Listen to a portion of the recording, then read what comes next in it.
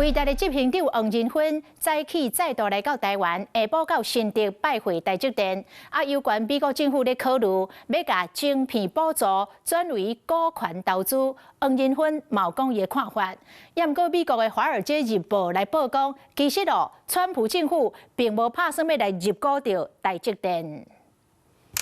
华尔街日报大大标题写，台积电当伫咧考虑向美国政府的补助，因为进前市场侪风声，白宫希望甲补助转做股权投资。美国政府嘛好心探底想要分，不过美国媒体就先讲，川普政府并无这个暗算，对美国政府可能插股台积电的传闻，非台执行长黄仁勋就来讲出伊的看法。I think TSMC is one of the greatest companies in the history of humanity. And anybody who wants to buy TSMC stock is a very smart person.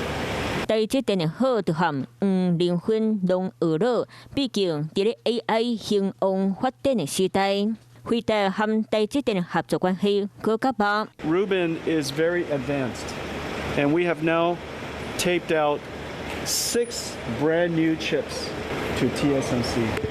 New CPU, new GPU, new scale-up NVLink switch, new networking chip, new networking switch, and our silicon photonics processor. 台积电是世界晶圆大工龙头，根据市调机构调查报告，今年第一季的市占率达到67.10%，竞争对手会当讲是输甲点。